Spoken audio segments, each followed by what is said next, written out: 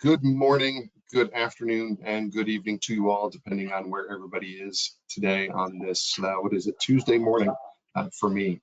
Thank you all for joining us today for this informational webinar for the Fusion Manufacturing Challenge presented by United Kingdom's Atomic Energy Authority and Commonwealth Fusion Systems and powered by TechConnect. My name is Jonathan Yakasha, Senior Manager for Open Innovation Programs with TechConnect, a division of ATI. I'll be your host and representative from TechConnect for today's session. I'm joined by a number of fantastic speakers today. Starting off in the United Kingdom, we have Lee Alcott. He's the STEP Manufacturing Lead. STEP stands for the Spherical Tokamak for Energy Production. And we also have Heather Lutus. She's the Head of Innovation for the UK Atomic Energy Authority. And here on this side of the Atlantic, we have Jaydeep Deshpande, Open Innovation Lead for Commonwealth Fusion Systems. We also have another one of Commonwealth Fusion Systems colleagues here with us as well. Between us, we're going to tell you all about the Fusion Manufacturing Challenge. At any point during today's webinar, and I genuinely do mean at any point, please feel free to submit your questions via the Q&A box. We will answer as many questions as we have during the time allowed. And if we aren't able to get to all of the questions during today's webinar, relax, don't worry. We've got plenty of ways to get you the information afterwards, and I'll talk about those in just a little bit. So let's begin. What is the Fusion Manufacturing Challenge? There are really two main areas of interest for these two sponsoring organizations. The first of which is bonding technologies. Here, we're interested in technologies and approaches that are suitable for joining certain metals and alloys, such as tungsten and its alloys, beryllium, ferritic Mark tensidic steel, stainless steel, copper and its alloys. These materials have extremely high melting temperatures, but conventional joining technologies just really aren't suitable for them. So what are we looking for? We're looking for technologies that are able to handle the differences in thermal expansion across material boundaries and also be safe for operation under high vacuum. The second area of interest is inspections. If you've got a joint, you want to be able to inspect it prior to use, during use, and after operations. So really any proposed inspection technology really should be suitable for those very same materials that I listed off just a little bit ago, and also be able to find and identify any flaws in that joint. A couple of things that you may have noticed. First off, I didn't specify any specific approaches or industries, and that's really because the UK AEA and Commonwealth Fusion Systems are interested in new approaches for these areas of interest. We want to hear about technologies that are just coming online, or maybe ones that have been adapted from other industries and could be put to use in the fusion energy market. In short, regardless of what your approach is or where it's used, we'd like to hear about it if it's suitable for these kinds of materials. One other aspect you haven't heard me talk about, technical maturity. Lots of questions, lots of people ask, what's the minimum level of technical maturity that's needed? Naturally, technologies that are already commercially available or ones that are nearly so are of greatest interest.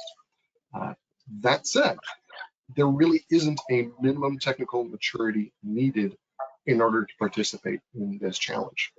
So regardless of where you are in the development process, we'd like to hear about your technology if it can address one or more of these areas of interest.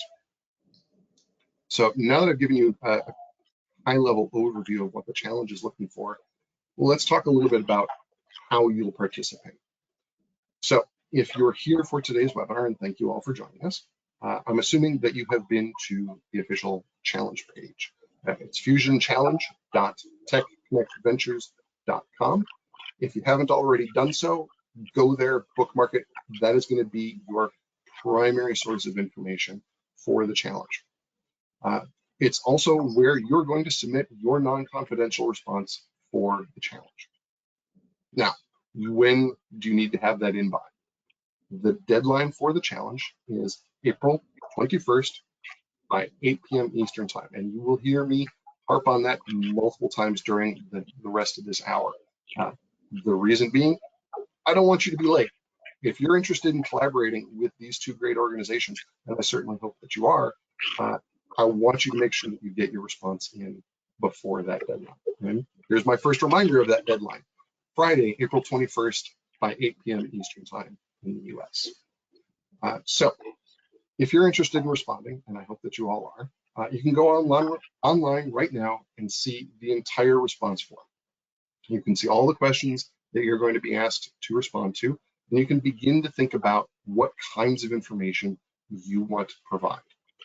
And the response form really is your opportunity to tell these organizations about your technology and how you would like to work with them to make commercial fusion energy a reality. Your response, it's a high-level overview of the technology that you're proposing, your organization, information of that sort. It really is a blend of technical information, what your technology is suitable for, what kinds of materials, what kind of performance you might expect from it, and business information. How are you interested in working with these organizations? How would you like to work with them? So when you are considering what to include in your response, be sure to pack it with a ton of really great, compelling, detailed information about your technology and your organization. I like to tell respondents that your goal in a response is to convince these organizations that they need to learn more about you and your technology, that they need to work with you, that you have the technology that is going to make their projects successful. In your response, tell the organizations why you're the best company to work with and why your approach is really the best one out there, okay? So keep that in mind when you're building your response. On a personal note, I really love reading all of the various technologies that get submitted for projects. So I would love to see a flood of different technologies come in for this project. And I know the panelists that we've got on this call today would love to see that as well. So if you've got a technology that could advance fusion reactor technology, please submit it. We want to hear from you. In a short while, we're going to turn to your questions about this challenge. But let's say that you need assistance or information outside of today's webinar. Don't worry, we've got you covered a couple of different ways. First off, on April 11th, I'll be online to answer your questions in an office hour style format.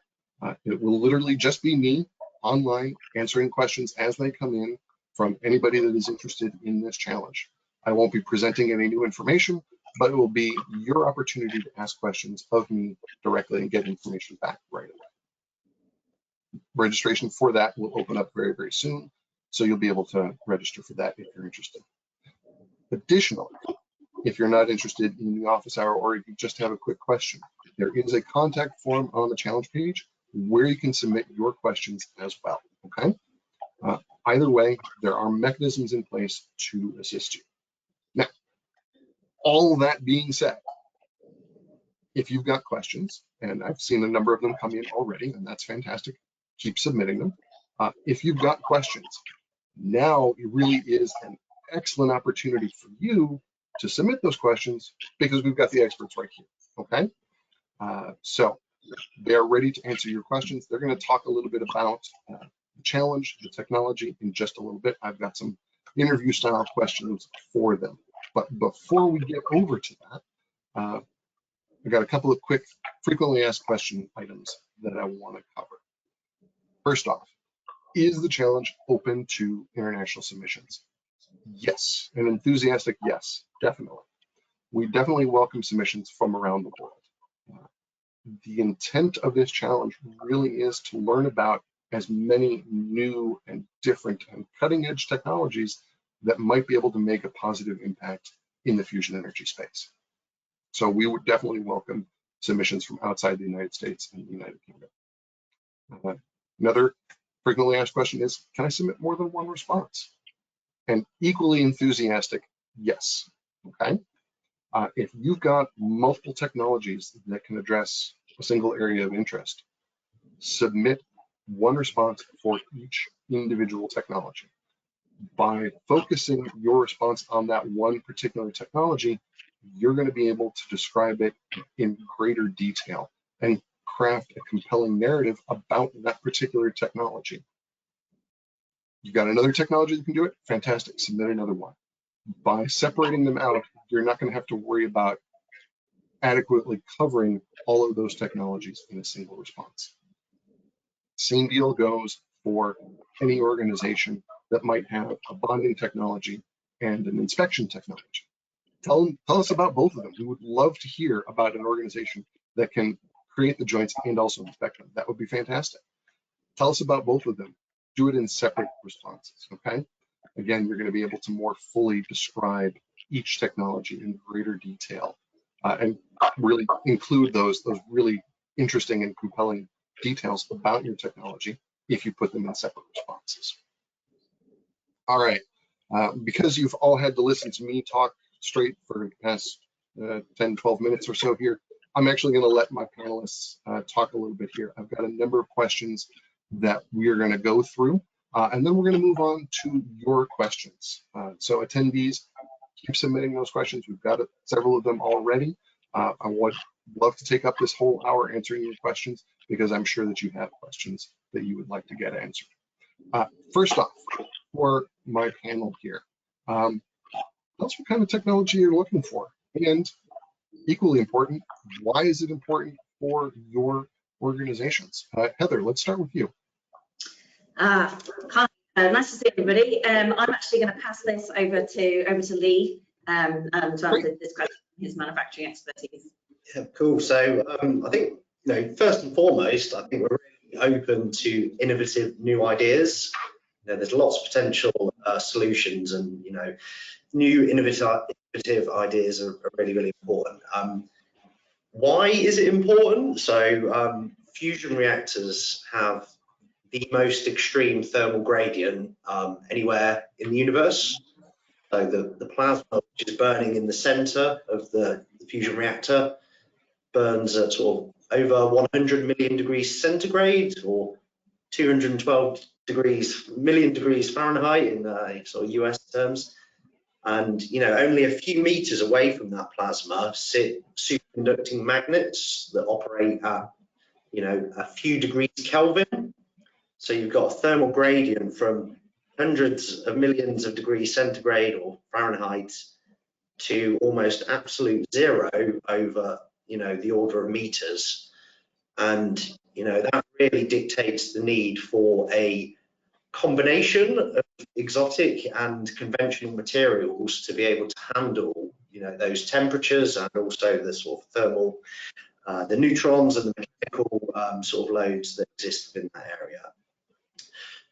A lot of those exotic and complicated materials aren't the most compatible, and we need to find ways to join them together to create high integrity components and systems that will last the durations of time that we need to have viable fusion power stations of the future. So there's lots of challenges, and inspecting those interfaces is also a huge one. Being able to manufacture the components is one thing, but we need to be able to substantiate that those joints are fit for purpose, high integrity, and will last the durations that we need. So yeah, it's really important. It's a big challenge, and we're really open to innovative and new ideas about how to tackle this problem. Great. Commonwealth Fusion Systems, anything that you gentlemen would like to add to that?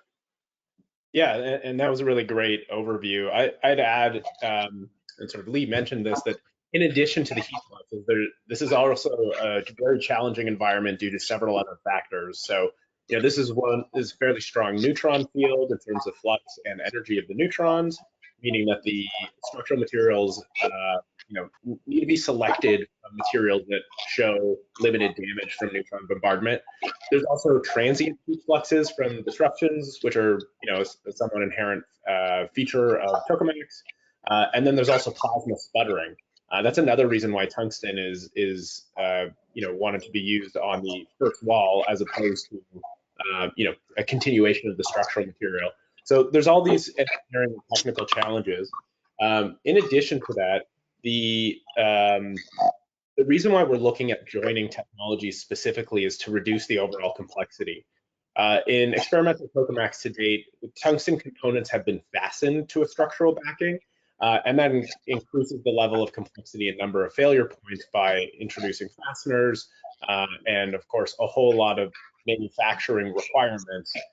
And that's simply going to be something that's less desirable for an operating power facility. So the ability to have a monolithically joined first wall to a structural material and something that can be manufactured at large scale. So that's another important factor of all this. We're looking for something that can scale up to something that has the potential to be building very large components. Have that built off-site in a manufacturing facility and brought in, as opposed to assembly on site, is going to be a very important feature to enable the operation and maintenance requirements for a facility to facilitate high uptime. Okay, great. So for both organizations, to what extent would you be interested in component solutions?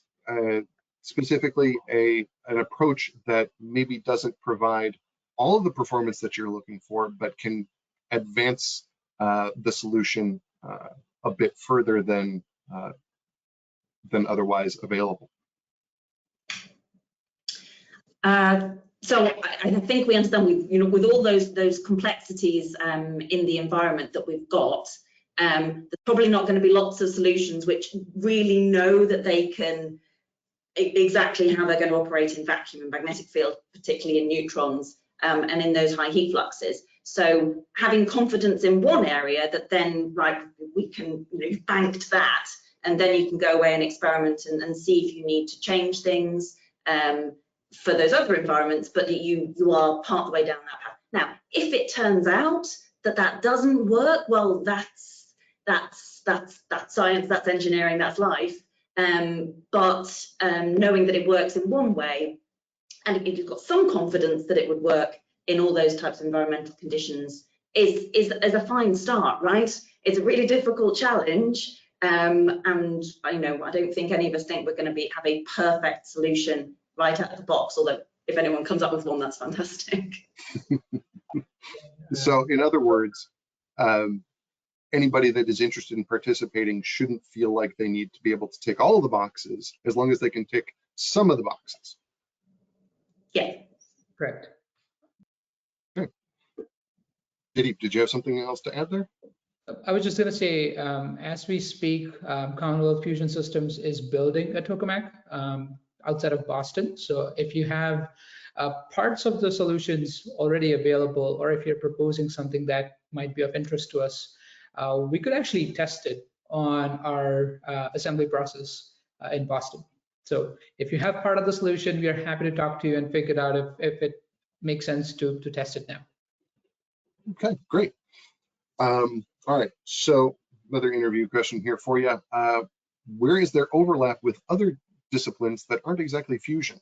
So in other words, do you see other industries that maybe have the skills or the right approach that could maybe be adapted for fusion energy use? I'll take a stab at it. Sure.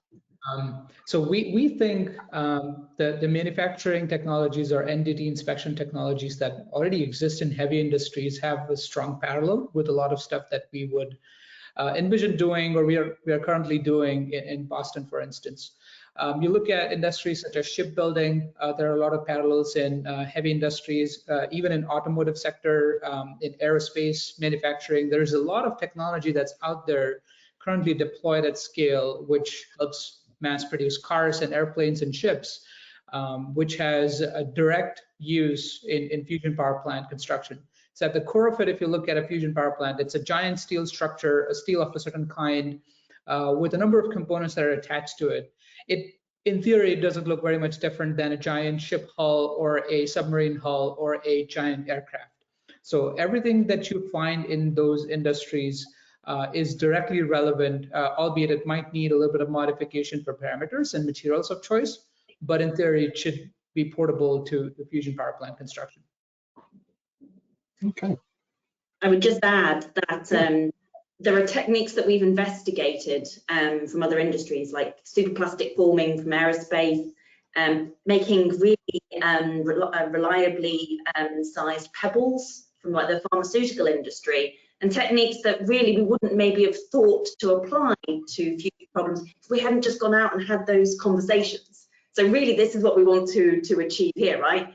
Find out those things that we just wouldn't have thought to ask the right question in order to get that conversation going. So the things that we didn't even know to ask for, we're really hoping that we find here as well. Okay. Heather, you kind of anticipated my very next question here. What sort of things have your organizations already done in this space, and what advancements have you already made? I'll pass over to Lee for some of the more specific questions, particularly around joining an NDT. But we have been looking at all the different parts of the manufacturing of a fusion power plant. So everything from your really, really large structures to how you make really regular space tiles, all the different complexities and how other industries need to do that. I'll pass over to Lee on the more specific bits of the joining. Yes, so I suppose this is obviously an area where we're very active, as it's obviously one of the big challenge areas that we face. And we're exploring a range of different solid and melt-based joining methods. So solid state methods like HIP diffusion or hot isostatic pressing diffusion bonding, friction stir welding, but also more sort of conventional melt-based methods like arc welding or beam welding. So there's a variety of different technologies we're exploring. Not all of them are compatible with all of the materials that we've identified in this challenge, and probably a mixture of all of these different technologies will be required to fabricate the full fusion reactors of the future. So yeah, lots of different opportunities, I'd say, opportunities for ideas and projects in the technology areas we're thinking. And I was just saying, even if it is something we have already looked at, there is entirely possible that people applying to this challenge are further ahead, have overcome some of the challenges that we haven't sometimes even realised we've got with some of these techniques yet. So even if it sort of fits into things that we have been doing, we're interested in finding different expertise, a different lens on it, or just knowing people are further ahead or have different ideas. Okay, great. And to add to that, yeah, CFS has similarly been looking at a range of different manufacturing methods to join materials. That's included everything from conventional things like HIP, as the UKAA mentioned, but also brazing, diffusion brazing, and other large-scale joining technologies that are prevalently used in industry. We've also looked at some emerging technologies, notably additive manufacturing techniques, everything from powder-based and wire-based additive, using lasers, electron beams, and different melting methods to produce the desired qualities, and using functional material gradients and that sort of thing. Of course, we're interested in scaling up technologies. So, for an additive manufacturing technique, we'll be a bit more concerned about its ability to scale up, whereas with a large-scale conventional manufacturing technique, it's already demonstrated scale, and so we're a bit more curious about its overall performance. Okay. All right, we're going to transition away from talking about technologies to talk a little bit more about the opportunities involved here for this next question. So, to both organizations, what could a finalist or a winner expect to achieve as a result of this program? I'll start, shall I? So, Sure. the opportunities in fusion at the moment are huge. There are lots of different fusion programs, fusion companies. The investment into fusion, all types of investment is just growing so much at the moment. There's just a real energy and a real drive behind fusion. And so what this opportunity is to come and talk about your techniques with ourselves, with Commonwealth Fusion Systems, and understand if that technique is useful to Fusion, get our knowledge in order to be able to assess the opportunity, which could then be applied really, widely across Fusion. So really understand if you've got something that really is going to make a difference to Fusion and help us solve this energy challenge, but then it's also an opportunity to apply to all these different sorts of programs. Okay. All right, and for this last question before we get to attendees' questions, and attendees, you've got a number of questions already coming in. Keep them coming. Like I said at the outset, if we don't get to all of your questions today, don't worry, we will still get you the information that you're after. For this last question, I'd actually like to hear from all four of you. Individually and perhaps at an organizational level, what is the most important thing, in your opinion, to make a strong submission? Let's start off with JD.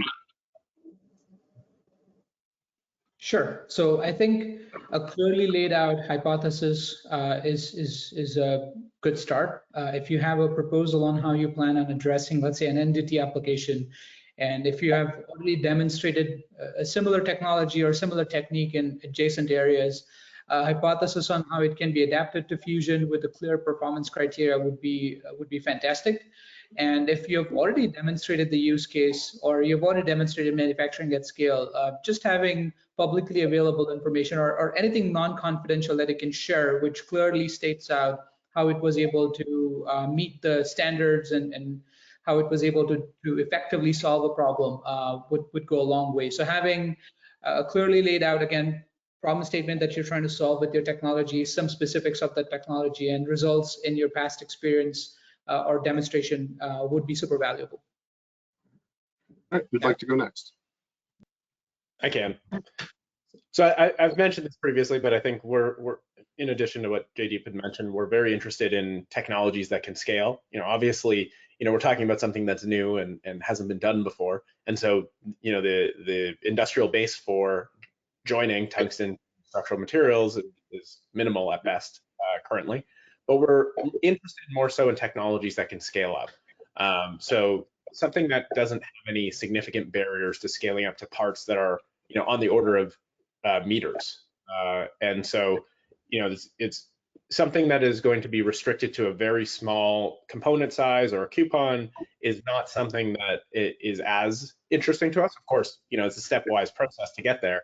And if the machines that currently produce this technology are currently limited in size, but they have the ability to be scaled up, that's something we're going to be quite interested in. Okay, let's transition across the pond and ask UK. So I think we're also interested in your experience and expertise that gives you the confidence why you think this might work, right? What do you know? What is your experience? What do you know we don't know, I suppose? So even if you don't have proof that this would work, what is it about what you've learned in other sectors, what you've done before, and what your expertise is, which gives you confidence that this is something that would work? You don't have to know for sure, but why is it that you've got the confidence that this would work? Okay, Lee, final words on what would make a strong submission. On that, so no, I think great thoughts from everybody. And probably not too much more to add, although I would say about the scalability. So dependent on the design that you're pursuing maybe, so scalability is important, but might not just be scaling to big parts, but scaling to lots and lots of small parts could be an option as well. So yeah, I just wanted to clarify that point, but great thoughts from everybody else, I think, so I'll leave it at that. All right. As I said, we've got a number of questions and we're going to start going through them momentarily. If you've got questions, please continue to submit them. Submit those questions right up until literally the very last second before we end today's session. The system will keep track of all of those questions. If we don't get to your question today, don't worry, we will get you the information that you're after. So any questions that you attendees have, submit them in right now and we'll go through them as many as we can. And starting off is actually a question that I'm going to answer. The question is, what would a proposal to the problem look like? presentation, or a write-up? The answer is actually both of them. Your initial response is going to be a written response. You're going to go to the challenge page, and I see that the next question is what is the challenge page? It is fusionchallenge.techconnectventures.com, and you're going to click on the Apply tab, and that will take you to the online form. You will see all of the questions that you're going to need to answer.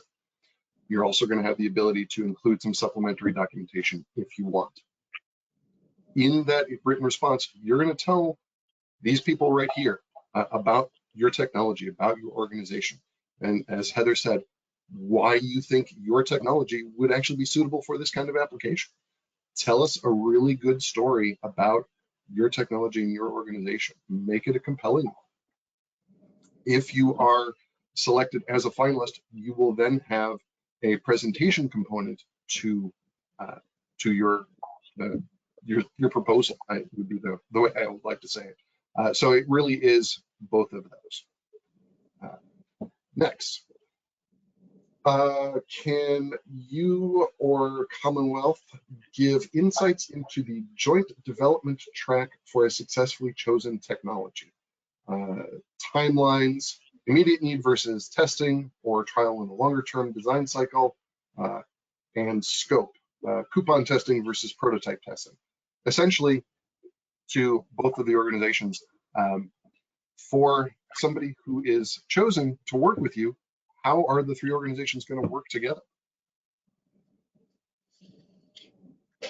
Okay, so on the last point, in terms of how the three organisations are going to work together, the way the challenge is set up is that what will happen is, with the finalists, we get to talk, to really dig into technologies, and we get to talk to you about that roadmap, which bits we think are most applicable into Fusion, and then depending on where the technology is, depending on lots of things, it would be then for us to figure out how we went on to work together.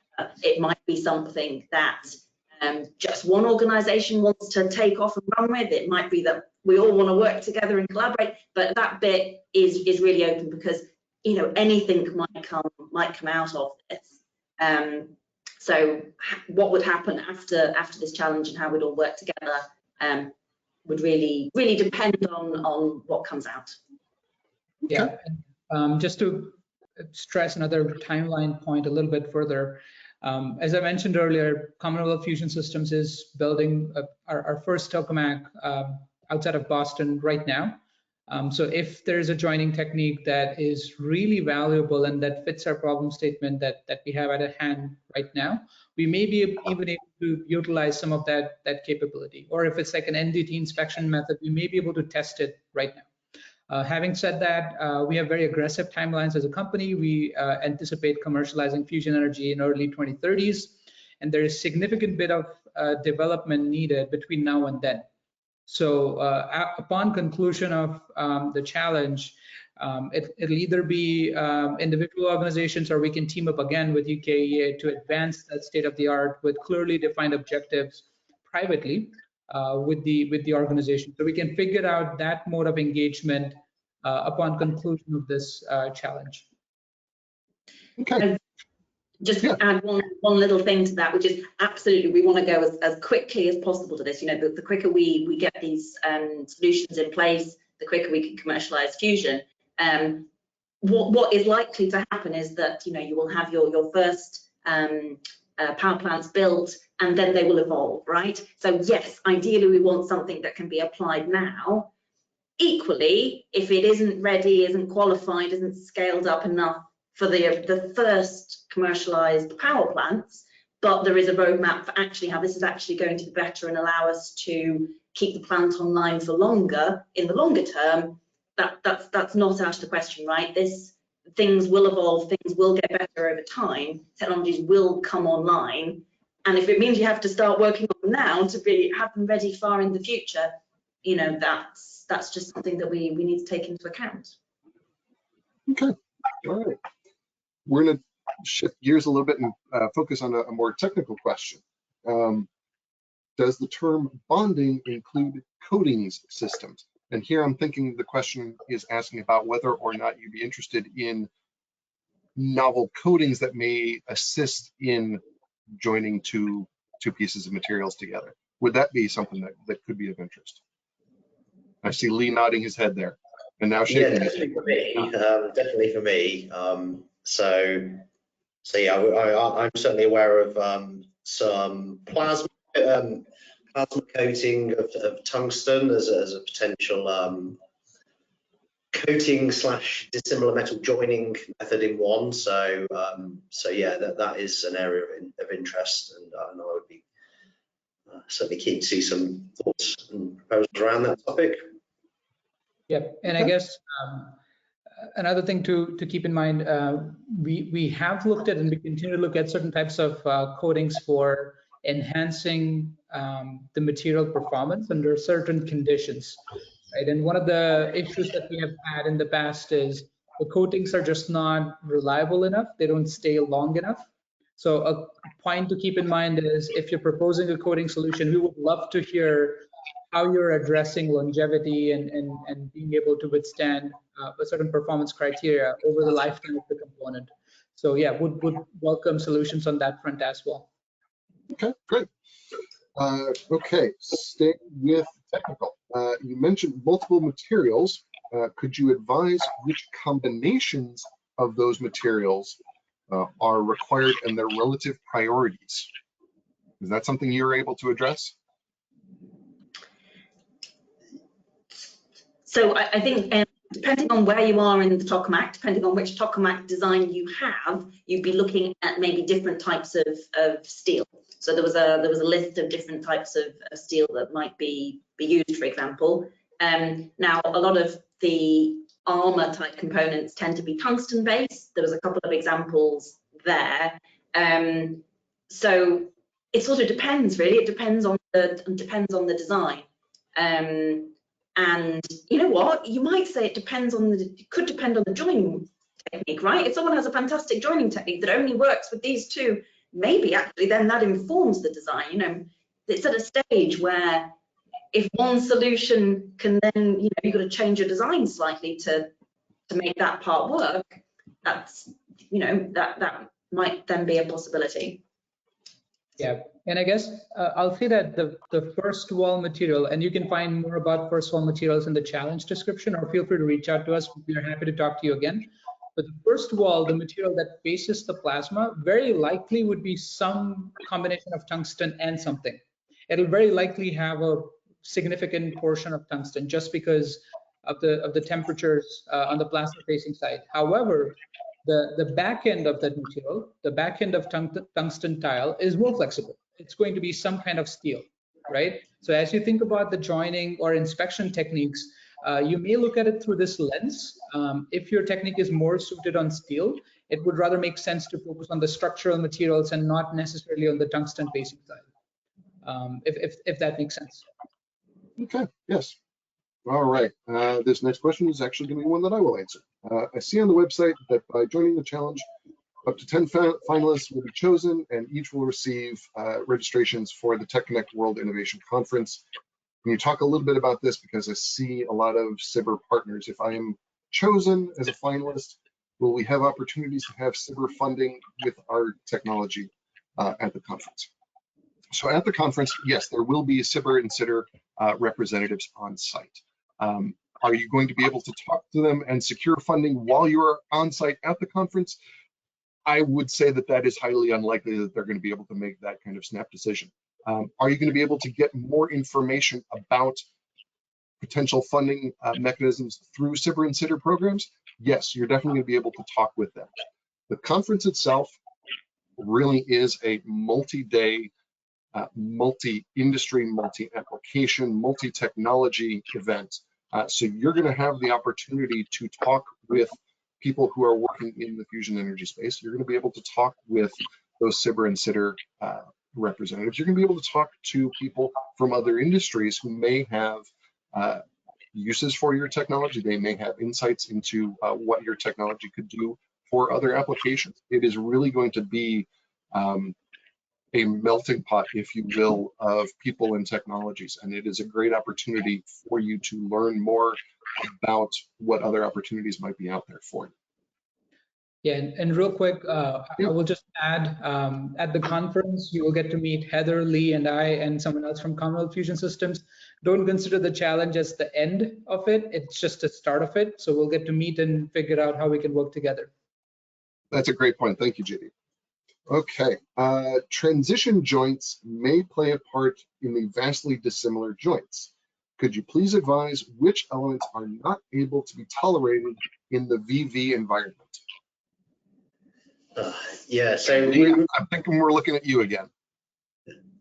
So we've got a really nice periodic table which has a sort of traffic light system of elements that we like and don't like.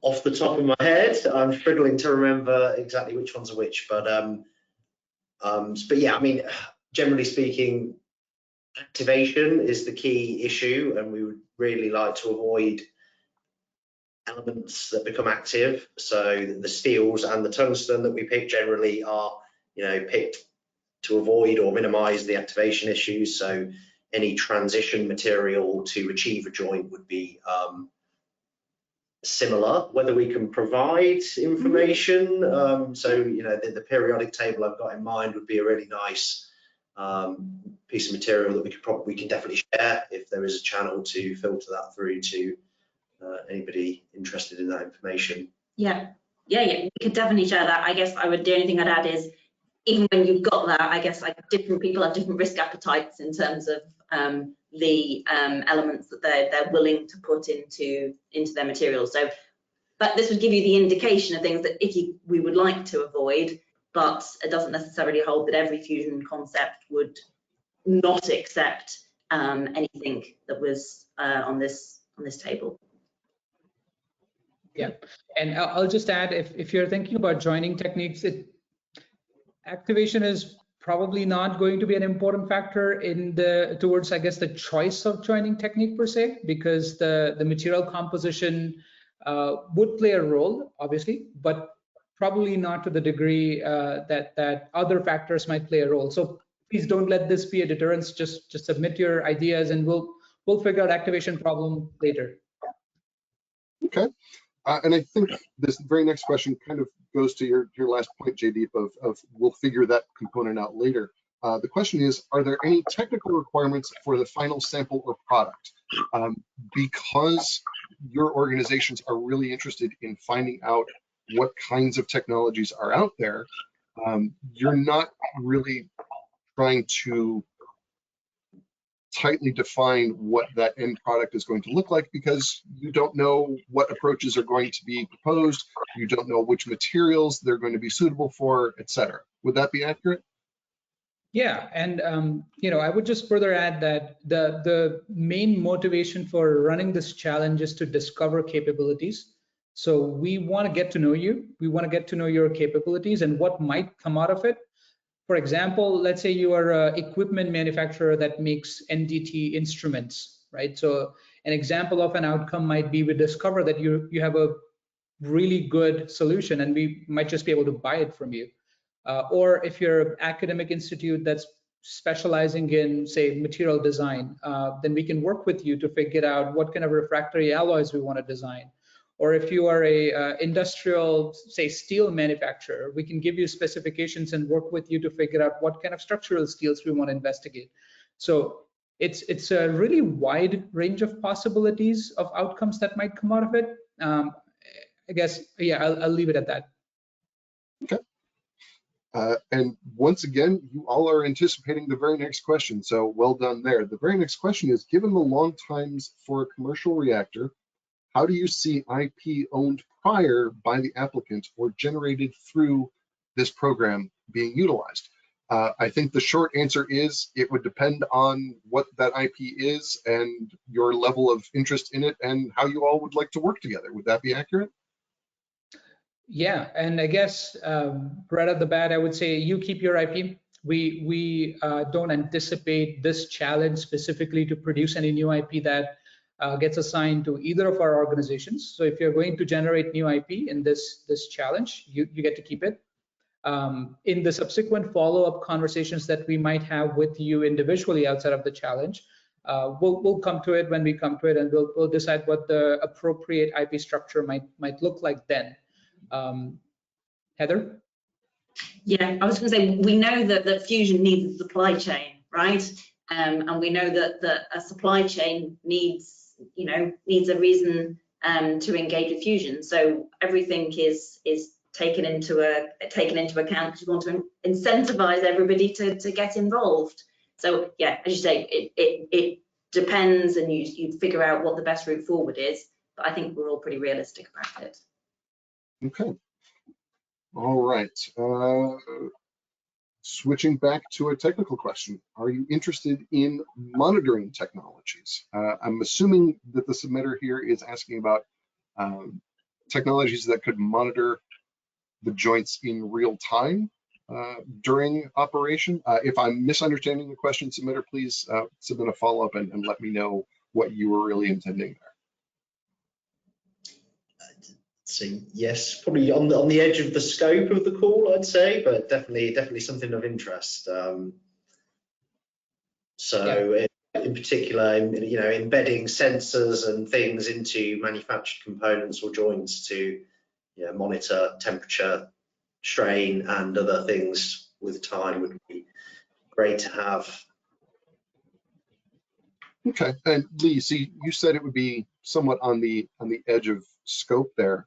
If somebody were to propose a monitoring technology, would you want them to at least address how they see their proposed monitoring positively impacting the overall operation of the reactor? Basically giving some thought to how their new system would slot into existing systems. Yeah. So I think sometimes the problem with trying to embed something is what unfortunate effect does that have on the joint, right? So in non-destructive testing, you're not affecting the joint, you know it's fine and you leave it as it is. If you've embedded something, and the trouble with a lot of sensors is with the radiation environment and the heat, we would need to have some confidence that isn't going to be a problem, because that often really is a problem. But if you can show that it isn't going to affect the joint and the material, and you've got some confidence that in that environment that's going to work, that's fine. I mean, a lot of non-destructive testing, right, you would expect to do outside of the radiation environment, right? Not in the magnetic field necessarily, not in the radiation field. You look at it before you put it in, or you've turned your power plant off before you go in and inspect something. That would be one scenario. Whereas if it's in there all the time, it's got some real things to overcome. So you'd need to have some real confidence about why you think that would be okay. Okay, so not how your monitoring system adds to the overall operation of the reactor, but confidence that your embedded system does not detract from the operation of the reactor. Got it. Okay. And one thing real quick, I would say, whoever asked this question, if monitoring in general is of interest to you, just look up diagnostics in Fusion in general. We monitor a lot of things. So you might actually see other opportunities, not necessarily in materials and manufacturing, but in diagnostics that might better fit your application. So just look up Fusion Diagnostics, you'll find a ton of things. And if you have any questions, feel free to reach out to us. Okay, we have just about 5 or 6 more minutes for questions. There are a number of questions, and I will tell you right now, we are probably not going to get to all of them. As I said, don't worry, we will get you the information that you are after. Okay, going a bit broader here, are either organization able to speak to any potential ITAR export sensitivities here? Or is that a question that would be addressed afterwards? Yeah, so I could speak, at least from CFS's perspective. At the moment, there are no ITAR restrictions. And obviously, if it gets into a territory where it's a dual use technology, we would have to have a conversation about it and figure out how that gets regulated. But as it stands, the stuff that we're doing, none of it is ITAR controlled. So yeah, like I said, if it's controlled dual use technology, we'll have to have a conversation, and that's outside of this challenge. Yeah. UK, AEA, similar situation for you as well? Well, yeah, if the technique would fall under ITAR restrictions, then that would be a problem in terms of you know, bringing it over and using it. But I guess it depends on the technology. It's not necessarily that what we're going to create is going to have an ITAR issue, but if anyone submitted something has a technology that they know is already covered under ITAR or something like that, you know, that might be an issue, but then it might not be an issue for other people. So it might still be worth talking about. It just might be it would deselect where it could be used. Okay, all right. All right, so somebody would like a refresher on the materials that have been identified. So we're talking about tungsten and its alloys, beryllium, ferritic martensic steel, stainless steel. Am I forgetting any others here, panelists? Yep, martensitic steels, tungsten, most popular materials you'll find in fusion power plants. Okay. If you want any specific material, then you could look up something like nitronic 50. That's very popular material for structural steels, and pure tungsten for first wall, and some sort of tungsten heavy alloy for other parts of the device. And the targeted list of materials is listed on the challenge page as well, so you can definitely check that out there as well. Asking about, okay, let's see. This is a long question, so give me just a moment here. We do a significant amount of vacuum brazing of copper RF accelerators.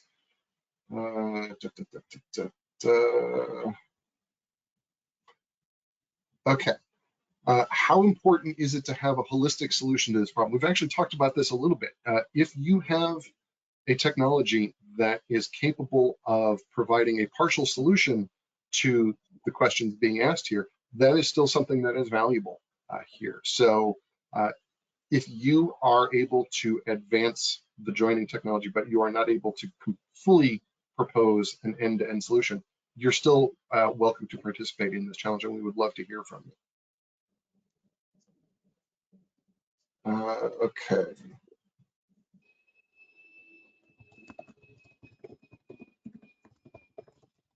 Okay, are you looking for the work to be funded by the proposer with the opportunity of future adoption, or will there be funding available? You're not proposing any particular funding being made available for these individuals who are responding, but it is more the opportunity to work with you on advancing fusion science. Would that be correct? Yes, absolutely. So there's no funding particularly associated with this challenge, with winning this challenge. But I think it's very dependent on what the solution is. So you heard heard JD before talking about, you know, if there's something ready to go, then they would be interested in actually putting it in their power plant now, or if they had an NDT solution, they might be able to buy it. Or, you know, if it was a more of a longer term, lower TRL technology, talk about how you might look for funding, collaborate, that sort of thing. So there's no set route forward, because I think depending on what the technique is, depending on what stage it's at, it would depend on how we went forward with that. Okay, we're going to just do one final question and then I'll wrap everything up. And for our attendees, we unfortunately had to say goodbye to the representatives from Commonwealth Fusion Systems a little bit early today. So we thank them for their time today. Our final question, and we talked about this a little bit, are mechanical joints considered or just bonded? We talked a little bit about there being potential concerns for mechanical joints between the first wall and the supporting materials. Is that necessarily completely out of scope if somebody had a really good mechanical joint technology? I would say not. So I think there might be cases where we need or want mechanical joints potentially to unattach parts of components or systems for maintenance. So yeah, I'd definitely be open and keen to see something. There are real So in advantages. other words, Yeah. oh, go ahead, Heather. So in other words, like a lot of the other aspects of this challenge, if you have a joining technology that is based on mechanical joints versus some sort of bonding, and it could be used in some aspect of a fusion reactor, it still would be considered in scope and you would like to hear from it, yeah? Yeah. Okay, fantastic. As I said earlier, please continue to submit your questions. We're going to start to wrap everything up right now, so I won't answer any additional questions right now because we are just about out of time, but we will get you the information that you are seeking. So I'd like to thank all of our panelists here today both from Commonwealth Fusion Systems and United Kingdom Atomic Energy Authority. Thank you very much for your time and for your expertise. To our very many attendees, thank you all for your attention and for your questions, your wealth of questions that we simply didn't get a chance to address all of them. That was fantastic to see. We definitely appreciate it. A couple of quick final reminders for everybody. If you are interested in participating in this challenge, I'm interested in collaborating with these organizations, and I certainly hope that you are because you've spent the last hour with us and we do appreciate that. Please be sure to get your response submitted via the challenge page by, one final reminder here, Friday, April 21st by 8 p.m. Eastern US time. That, as I said, is a Friday. Please don't be late. Power outage, cat walks across your keyboard, whatever it is, we want you to be in, so we want you to participate. So please get your submission in as soon as you are ready. If you have questions outside of the webinar, please visit the challenge page for more information and to submit your questions to us. We will get you the information that you're looking for. Thank you all one last time for joining us today and spending the last hour with us. We appreciate it. Have a good rest of your day. Thanks, everybody. Thanks.